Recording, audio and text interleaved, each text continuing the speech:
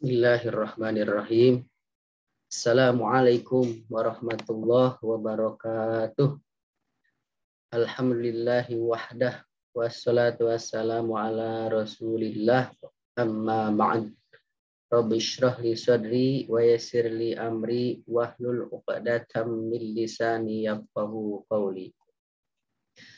Teman-teman sekalian, untuk pertemuan kali ini kita akan menceritakan kisah salah seorang pejuang Islam, yaitu Harun ar-Rasyid. Pada pertemuan minggu yang lalu, kita sudah menceritakan kisah Umar bin Abdul Aziz.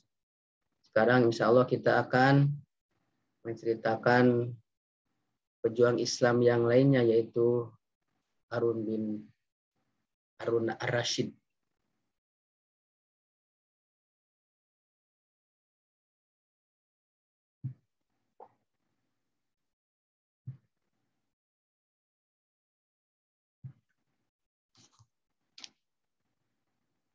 Kisah para pejuang ini bisa kita lihat dalam buku tarikh ya. Buku tarikh kelas 6 ada di halaman 34 ya, tarikh kelas 6 bisa dilihat sebelumnya para pejuang Islam Harun ar-Rasyid.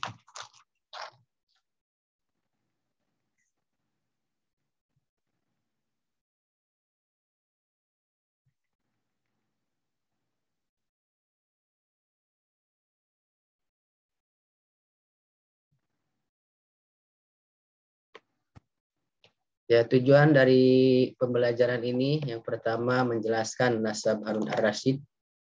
Yang kedua menjelaskan Harun ar-Rasyid hijrah ke Baghdad dan menjadi khalifah. Kemudian menjelaskan usaha yang dilakukan oleh Harun ar-Rasyid dalam masa kepemimpinannya. Selanjutnya keempat menjelaskan kepribadian Harun ar-Rasyid, dan yang kelima menjelaskan wafatnya Harun ar-Rasyid. Sebelumnya kita berdoa. Bismillahirrahmanirrahim. Raditu billahi robba wa bil islami dina wa bi Muhammadin sallallahu alaihi wasallam nabiyya. Rabbi zidni ilman warzuqni fahma. Amin.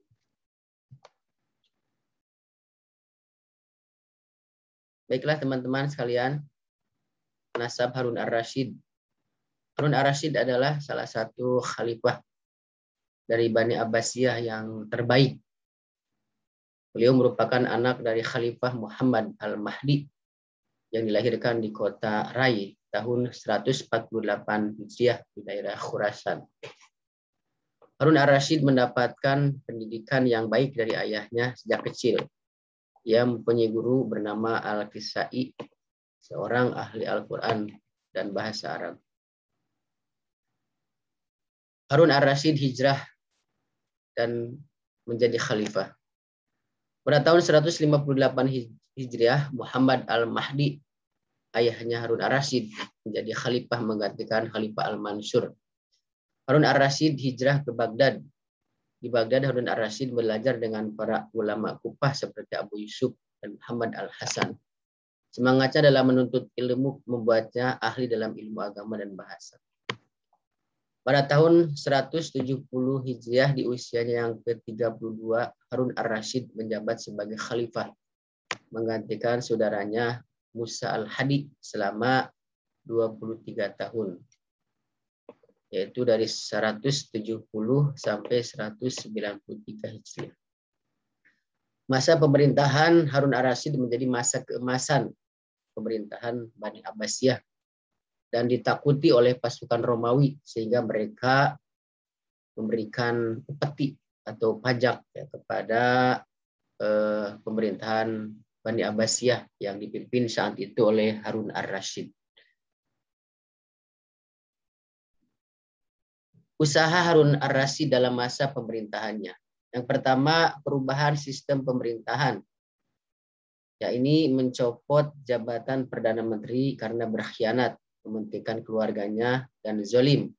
Pemerintahan lalu ditangani langsung oleh Khalifah, yaitu Harun ar-Rasyid sendiri.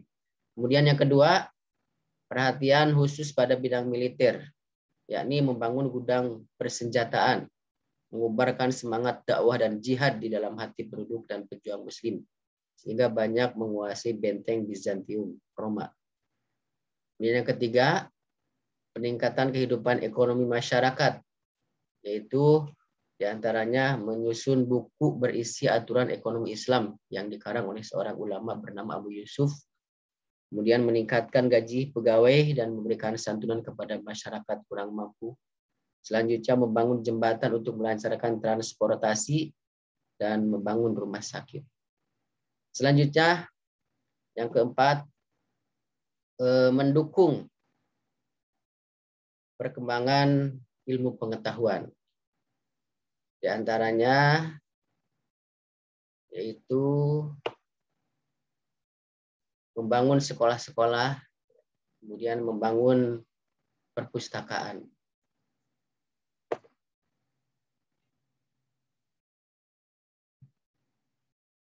Selanjutnya, kepribadian Harun ar-Rasyid. Harun ar-Rasyid adalah seorang pejuang yang rajin beribadah. Para ahli sejarah mengatakan bahwa selama menjadi khalifah, lebih dari 9 kali ia ibadah haji. Kemudian Harun ar-Rasyid wafat. Harun ar-Rasyid wafat tahun 193 Hijriah dalam usia 55 tahun. Ia meninggalkan 2 orang anak yang kelak mewarisi kepemimpinannya, yaitu Al-Amin dan Al-Makmun. Ia mewarisi pemerintahan yang kuat dan menanam fondasi dasar ilmu pengetahuan untuk kemajuan kaum muslimin.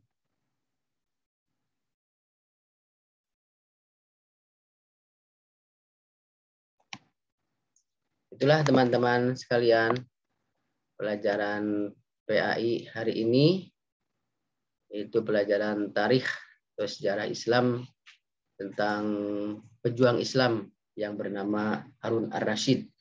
Semoga kita bisa mengambil teladan atau pelajaran dari kepribadian Harun ar-Rasyid. Ya, di antaranya beliau adalah seorang ahli dalam ilmu pengetahuan, ya, gigih dalam belajar.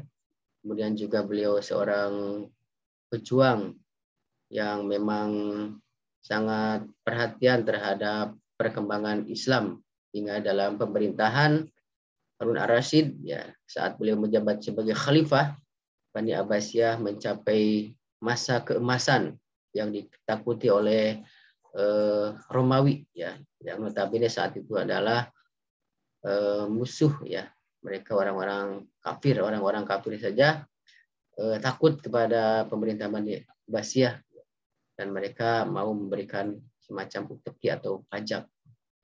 Itulah teman-teman sekalian untuk pertemuan kali ini. Mari kita tutup dengan baca doa kifaratul majlis. Subhanaka Allahumma bihamdika asyhadu an la ilaha illa anta astaghfiruka wa atubu ilaik. Assalamualaikum warahmatullahi wabarakatuh.